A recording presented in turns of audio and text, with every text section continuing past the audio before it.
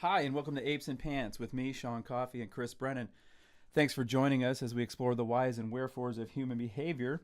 For more information on this episode and to learn more about what we do, visit us at adultacademy.org/apes and pants.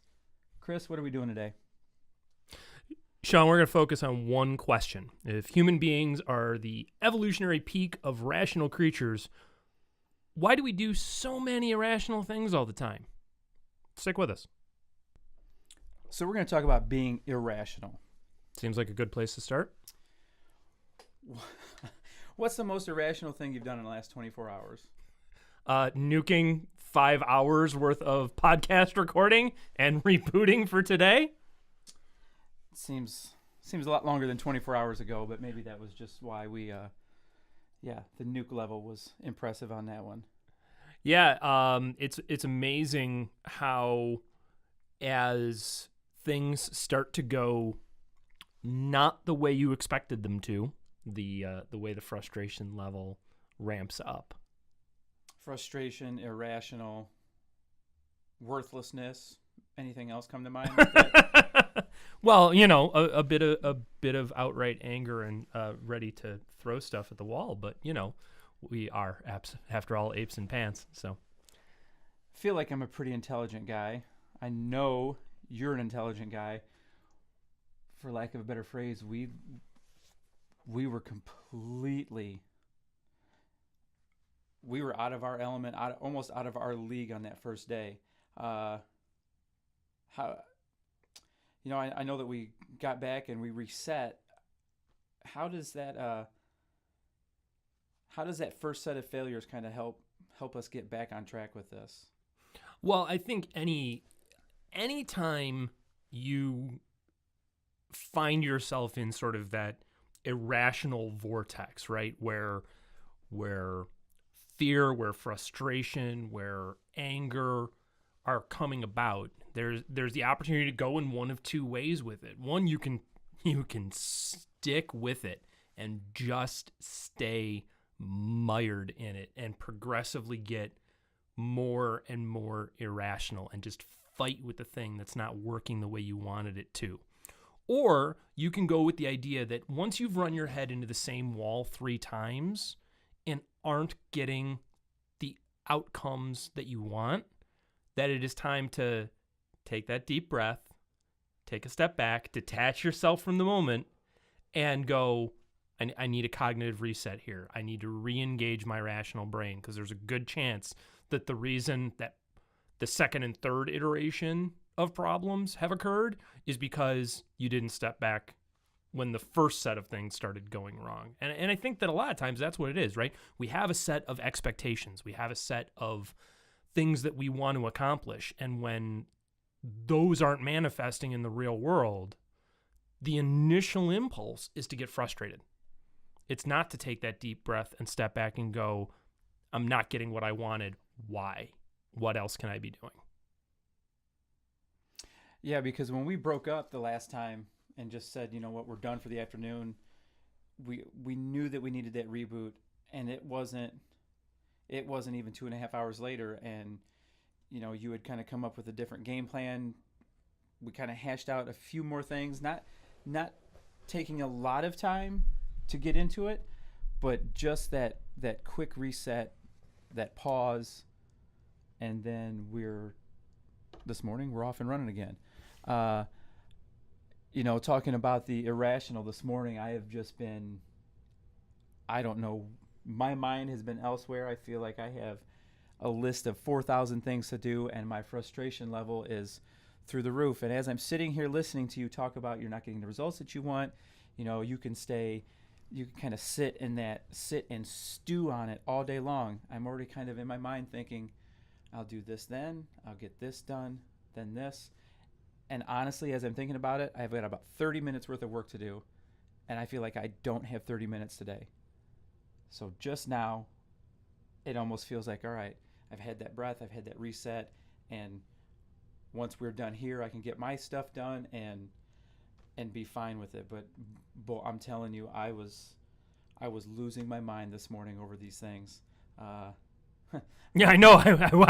Yeah. I watched you storming around in your underwear trying to figure out how to make coffee. So yeah, I'm well aware of where you were at. I apologize for the underwear. No, that's okay. Sometimes it's apes without pants, but yeah, I deal with that same thing, right? For a guy who no longer has a real job, I have an insane amount of stuff that I schedule into my day. Partially because I'm neurotic, and if I'm not constantly doing things to prove that I'm a valuable part of society, I feel worthless and want to go in the garage and hang myself. So to stave that off, I pack in as much as humanly possible. But the other part of it is that I genuinely believe in committing deeply to the things that I do. I don't like going off half-cocked on the stuff that I'm working on, and as a result, I do have a lot of things that fill my day. And what I find for me is that if I don't start my day with a very focused, grounding process, I am a train wreck of unmet expectations and frustration. So literally on Saturday, I told my wife, I said, here's the deal. I got to do a complete reboot because I am feeling completely scattered, and I keep winding up in this, apes throwing poop at the wall frustration every day. And I know myself well enough to know that literally all it takes is I need to get up an hour before anybody else in my house is going to get up.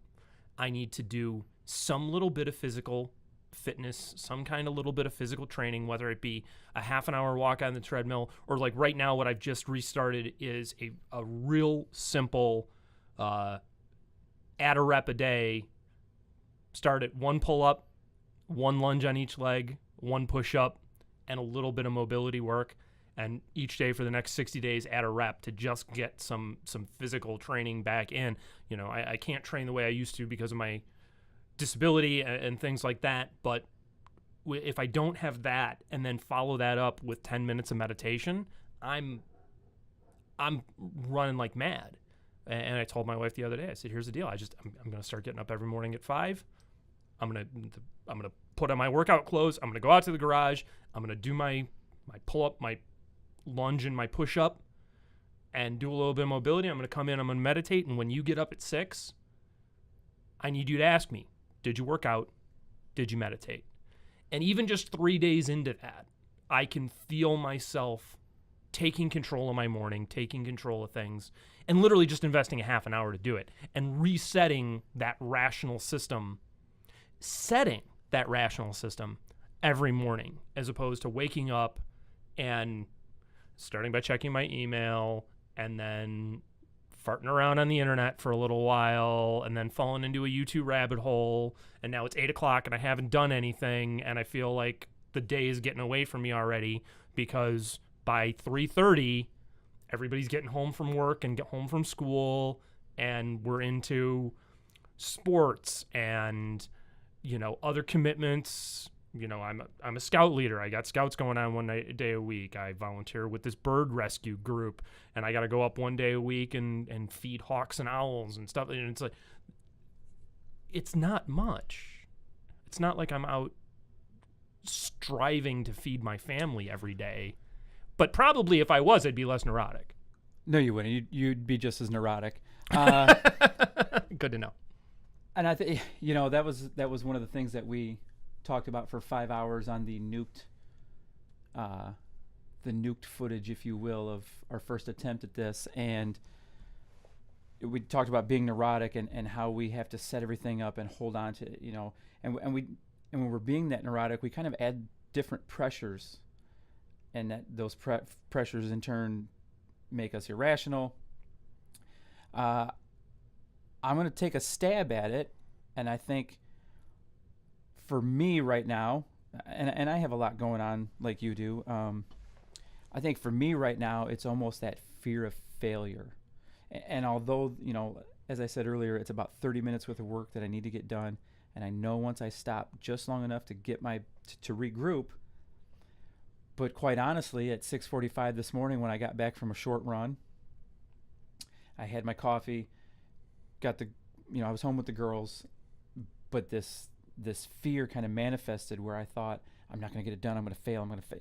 And if I get myself so amped up through this little bubble of fear, I'm worthless.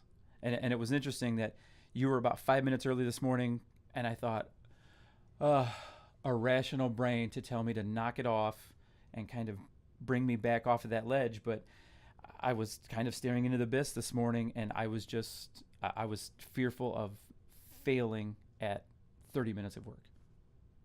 Well, yeah. It all comes down to fear, right? That's ultimately what it comes down to. All of our irrationality comes out of a place of fear. It comes out of a place of fear of really one of two things. And all fear of failure is a fear of loss of status, right? It's a fear of looking bad in the eyes of our tribe. Because when we're not afraid that we'll look bad, we're not afraid of failing. We're willing to try things that we don't know if they'll work. We're willing to take those risks if we aren't worried about the perception afterwards.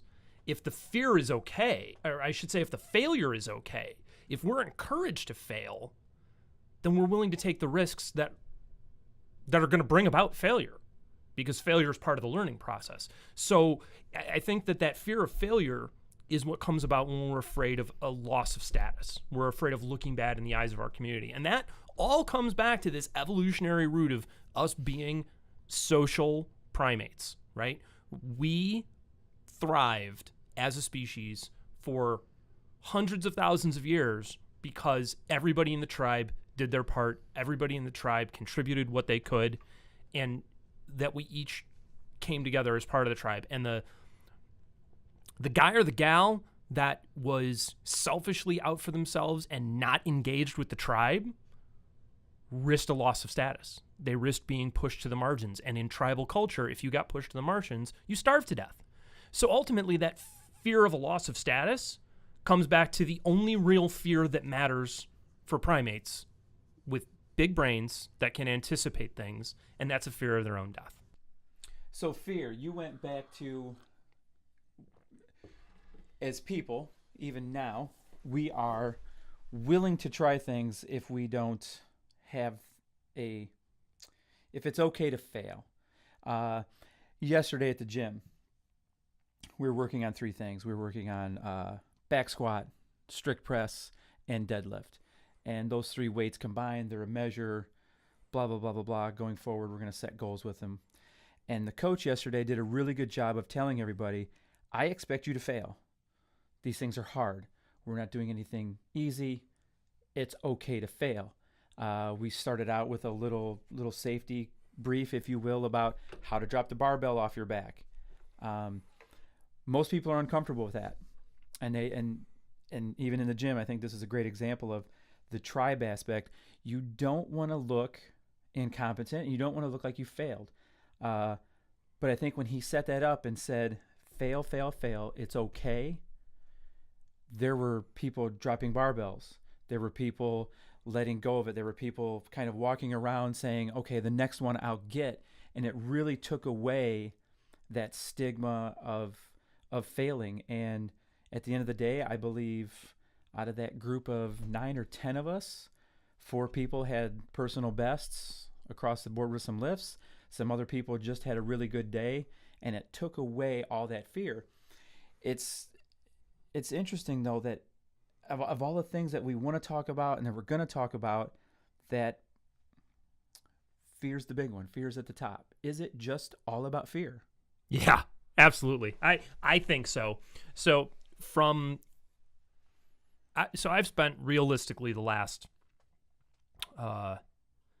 12 years really focused on the things that terrify us.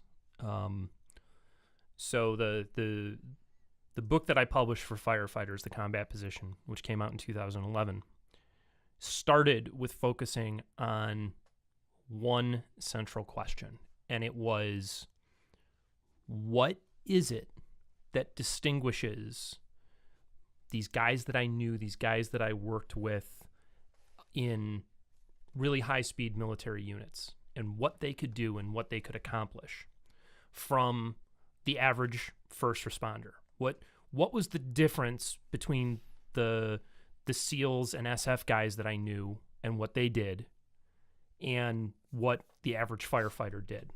And I really looked at this, and I did a lot of reading and I did a lot of studying, and I threw away sort of the easy assumptions of, oh, well, they're just badasses. They've just selected out everybody that didn't have that sort of immediate presence and total mastery of themselves. And I started looking at, okay, well, what's the big difference? And the big difference was this.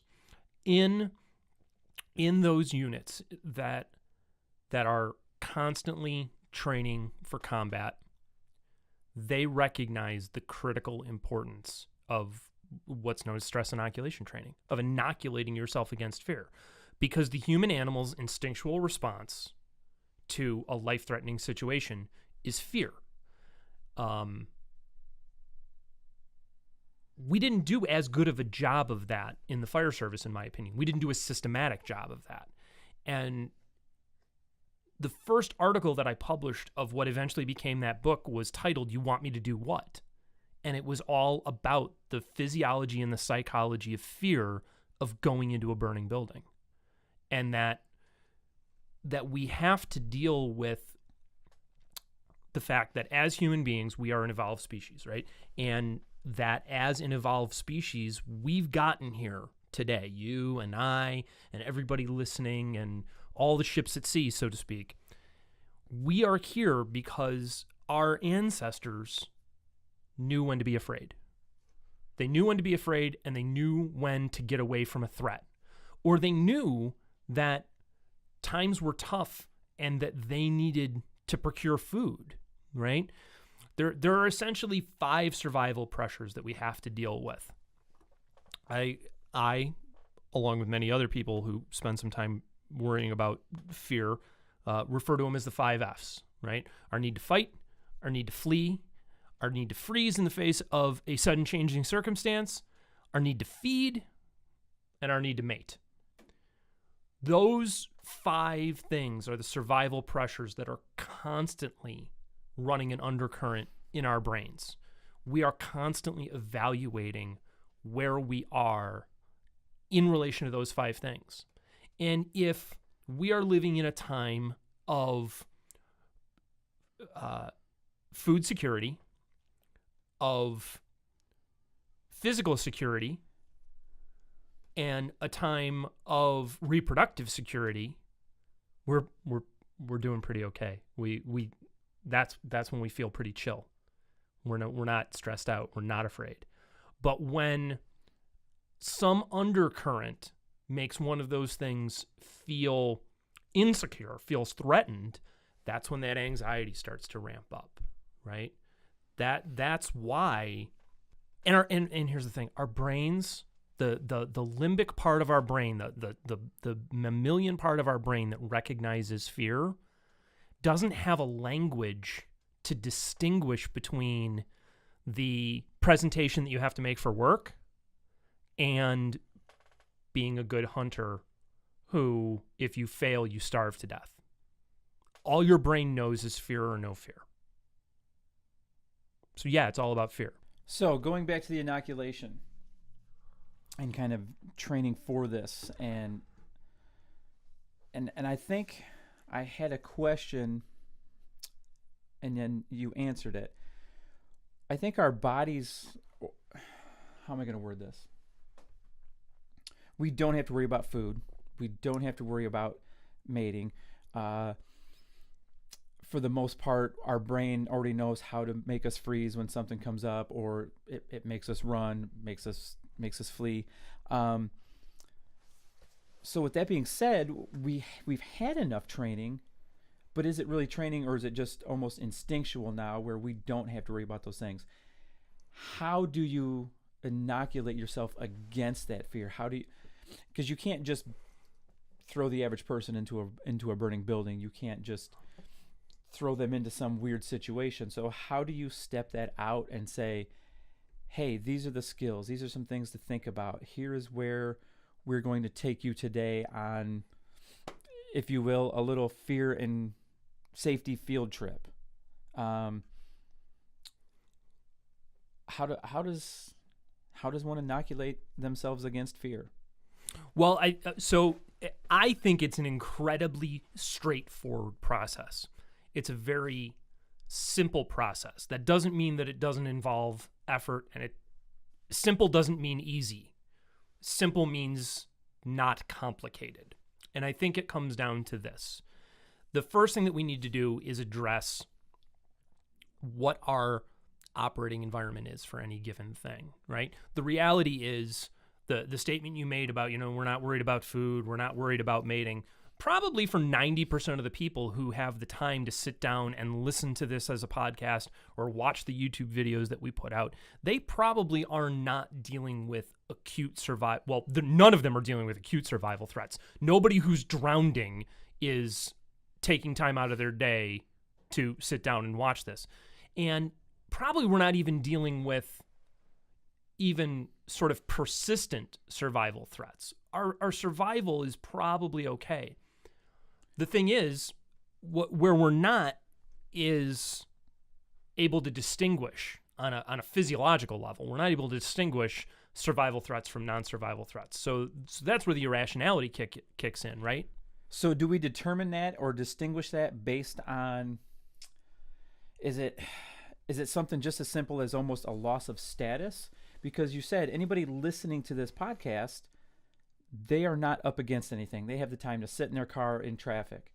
They have the time to sit at home or plug in earphones, and having that access is leading up to a status level that allows them to have that. So do we fear being knocked down a peg, if you will? Always. There's always a fear of a loss of status. There's always a fear of a loss of access to resources. And that's evolutionarily hardwired into us. If we lose access to resources, our survival is threatened. If we lose status, our survival is threatened. And we have to look at this over the course of human evolution, right? It's hard, which is hard to do. Genetically modern humans have been around for 300,000 years or so. For the first 200,000 years of that, maybe the first 250,000 years of that, we were not very much different than our chimp and bonobo and gorilla cousins that are out there. We were living a very similar sort of lifestyle, and what we were doing was packing our brains with information over the course of generations and making new neural connections that we passed on and whatnot, and growing an IQ. But at the end of the day, all of that happened in an environment in which it was eat or die, kill, be killed. And that's not to say that we are in any way a sort of, out of a Hobbesian, life was short and brutish sort of position. But that hardwired into us is always that undercurrent of fear about a loss of status. So when it comes to the inoculation piece, the first thing that we need to do, I think, and I think this is proven out over time, is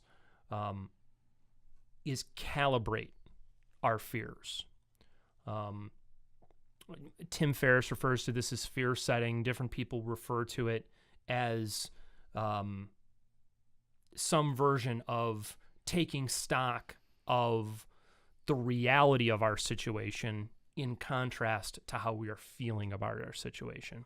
So I think one of the first things that we can do is by starting to, one, affirm it's okay to be afraid. Because I think one of the things that leads to a lot of this irrational behavior is the brain, the kind of that intellectual cognitive brain kicking in and saying, you have no reason to be afraid. Why are you afraid? There's nothing to be afraid of. And your body feels afraid. So now you have this internal neurotic dialogue of, you shouldn't feel this way, but I do feel this way. And that spirals. If you start with, I'm feeling afraid. Why? That's your rational brain helping you with your fear. So acknowledging that you are afraid about things, learning how to recognize your body's responses, that, oh, I'm getting a little frenetic. Oh, my heart rate's up a little bit. Oh, I'm breathing a little hard. Oh, I'm a little sweaty. Oh, I'm all these physiological responses that happen when you're afraid. If you learn to perceive them in situations that you don't think they belong in, you're starting to listen to your body. You're starting to listen to the fact that, oh, I'm afraid. And once you start recognizing that and acknowledging it, well, now you're letting that rational brain kick in and say, all right, dude, take a deep breath. What are you afraid of? What's the worst possible thing that can go wrong here? And you can start calibrating your fears to your situation.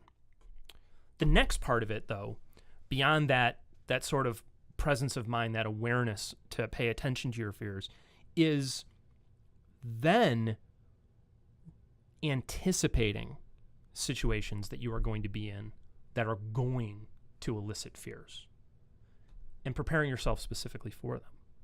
So if you are worried about looking dumb when you give the presentation at work, well, practice. Have your, write your PowerPoint or your keynote or your flip charts or whatever it is you're going to use. Have your outline, have your script, prepare. Have developed the skills to present the information that you want to present, and then get some people you don't know to listen to you. Get some people that you casually know to listen to you, and give your talk a couple of times. And this is why we have kids give speeches in classrooms, is to help inoculate them against the fear of public speaking, which, interestingly enough, is a larger fear than the fear of death for most human beings. It's number 2, from what I understand. Yeah, it's crazy. Wasn't that a Seinfeld skit? It probably. So yeah, I mean, you have to. The difference between the acute physiological responses to fear that a cop faces in a, suddenly being on the receiving end of gunfire when they weren't expecting it, the physiological responses that a firefighter faces crawling down a zero visibility hot hallway where everything's going bad around them, the physiological responses that our members of the military face in combat, the response is the same as our kid having to get up and give that speech at school. The body knows no different. The difference is in the time sensitivity and in the reality of the physical threat. So the more intense the environment, the higher the stakes of the environment, the more intensely we need to prepare for it. Right, because you don't want to confuse anybody and say, well, a kid giving a speech is the same as somebody getting shot at. It's on a dimmer switch. Right. Physiologically, the way your body perceives it, it's on a dimmer switch. Right, elevated heart rate. The risks are different. The potential outcomes are different. But your body can't interpret any of those outcomes. Your body interprets it, interprets the fear, interprets the stress, the same way as if you're getting shot at. It doesn't know any better. Okay, so we just got done talking about kind of the level of fear, our body's physiological response, how it determines and does not determine the situation at hand. And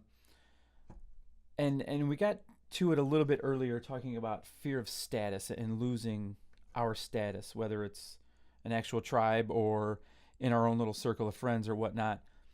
But we can be rational, right? I mean, yeah. Is it a certain? Is it achievable? Is it? Are we ever going to truly be rational? Well, I think that that's a great question, because what it means is we have to define what does it mean to be truly rational. Will we ever be so detached from our emotional circumstances that we only evaluate things through a rational lens? No. Not in your lifetime, not in my lifetime, not in generations. I mean, that's an evolutionary change that would require, I mean, literally, it would require the physiological decrease in the size of the amygdala across the species, which is something that would take thousands of years. It's not going to happen in the lifetime of anybody that's going to sit down and listen to this podcast. So, no. But what we can do is train ourselves, teach ourselves how to recognize what helps us be rational, what helps us to detach from the stressors and the fears and the anxieties. And we can develop, and this is something that you and I both really believe in, we can develop our skills across a broader range of domains.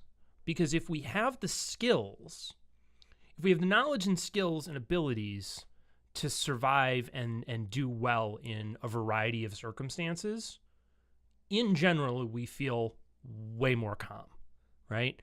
It's the old Mark Ripito idea that specialization is for insects. We're generalists and ought to be generalists. How can I assert that so clearly? The increase in injuries among youth athletes. If you look at the data that's coming out of studies into orthopedic injuries by kids and teenagers, the big thing that comes out of that data is that our kids are specializing far too young. And what's happening is they're winding up with repetitive stress injuries. You have high schoolers that are having Tommy John surgery. That means that they're playing too much baseball. That's what that means. That's what that comes down to. They're doing too much of one thing, and they're not becoming broadly strong and developed. General physical preparedness leads to overall physical health and ability. In the same sense, we have this culture where we're in a culture right now where specialization is critical, but expertise is looked down upon. And that we ignore what experts have to say, because who are they and what do they know? But at the same time, the second somebody starts speaking about anything that is outside of a very narrow domain that we've decided that they're qualified to speak on, well, what does he know? It's the same argument. And is that attitude, is that kind of, where'd you read that at? Did you read that in a book? Is that kind of attitude, I guess I'm going to answer my own question at this. It is fear, isn't it? Getting kind of obtuse about a statement or being so against somebody outside of their expertise, they can't possibly know 5 things. They should only know 1 thing. And then all of a sudden we're ready to shoot them down. We're ready to just be nasty. We're almost ready to try and knock them down a peg so their status loss means our status gain. Well, yeah, humans very much see status as a zero-sum game. We because evolutionarily it was, right? Evolutionarily, there is an alpha in any tribe, in any community, and everybody else is scrambling for that sort of status, because absent the status of the alpha, you have a physiological fear of whether or not you are going to have the resources that you need to survive and thrive in the world. So when we are, my opinion, no, this is purely anecdotal. There is no study for me to point to back this up. But when we react with derision or dismissal of someone else's idea, mostly what we are afraid of is not being able, two things, not being able to engage intelligently, I shouldn't say intelligently, not being able to engage in an informed way about what they're trying to bring to the table. I think that's one thing, but I think that fear is a one that's much more easily overcome. I think the other one is the fear of having to acknowledge that we might be wrong. And at the end of the day, that fear of being wrong is the same thing as that fear of failure.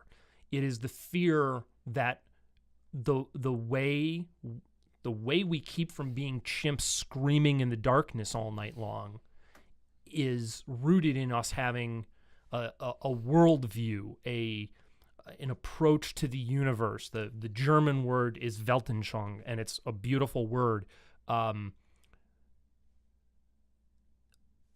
That worldview is what keeps us from simply submitting to our fear, to simply defaulting to screaming in the darkness because we realize we're going to die and everyone we love is going to die.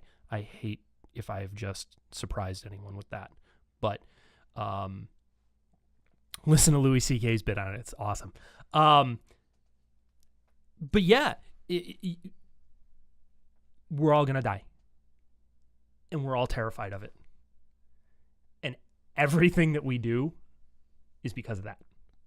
So we're going to go and kind of go back to that disrespected, where we have this expert, we're listening to his opinion. All of a sudden, he's an expert on criminal psychology.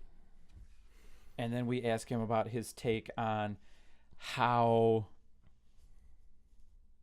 Pinterest has become this new psychology something. Things that are completely not linked. And we're going to immediately disrespect his opinion or just even disrespect him on a tribe member level in order for ourselves to look heightened. Why is it that trying something new elicits that almost that disrespectful response where we don't want to hear it, we don't want to know about it, and is it because our fear is just overriding everything else, so that as long as I don't look foolish and fail at something, I'm still a member of this tribe? Yeah, new things are dangerous, right? The untried, the untested, may have catastrophic results. And if nobody's going to die though, but catastrophic because we're losing our status or being disrespected. Well, in many of these situations, nobody's going to die, but you got to remember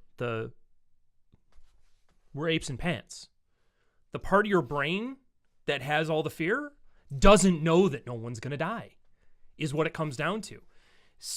This is why when something jumps out at you, you freeze. Because a sudden new thing in the environment is danger in the rest of the animal world. Nothing suddenly leaps out into your field of view in a good way in the world.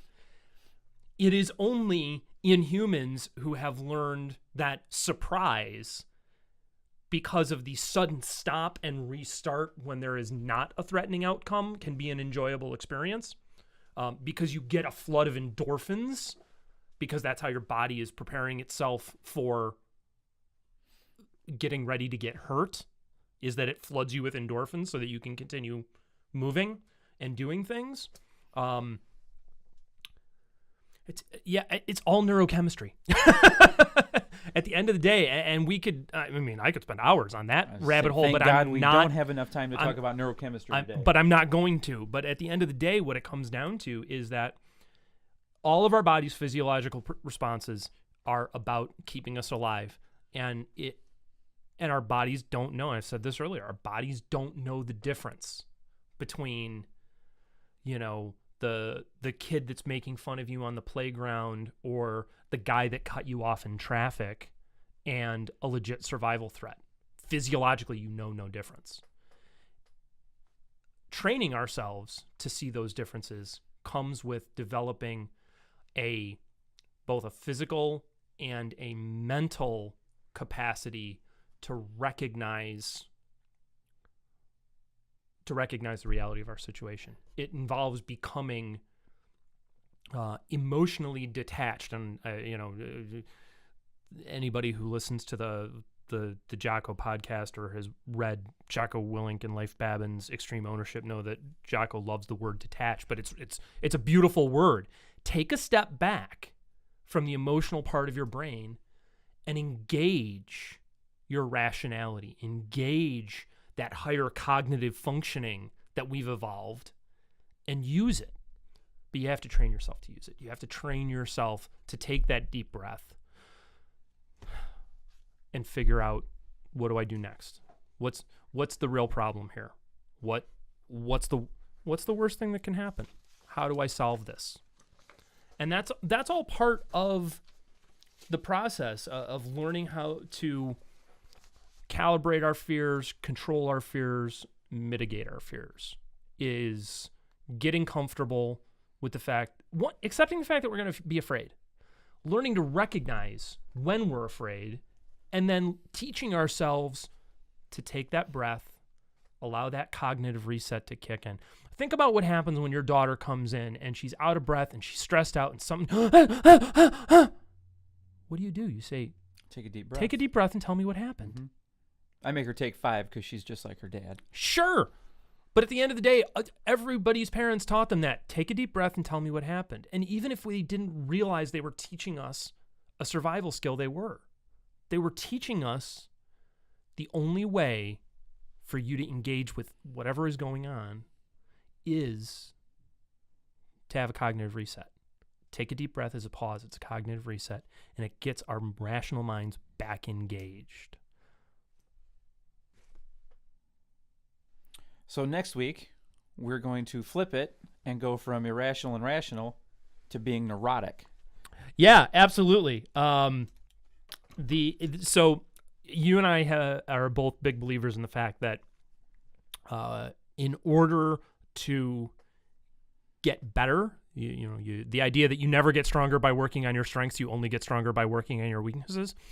But you also only get control of your fear by exposing them to the light of day.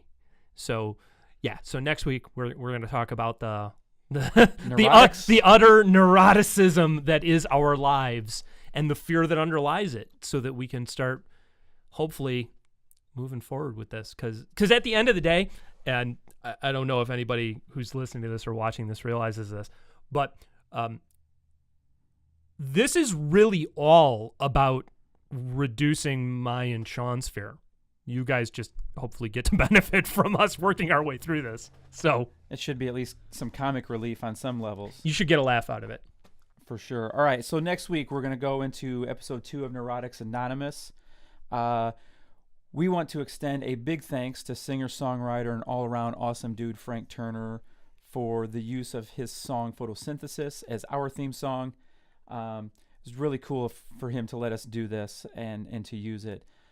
Please visit frank-turner.com to check out Frank and his work, and follow the links in the show notes to buy his songs on iTunes or Amazon. And if you purchase through Amazon, you also support this show.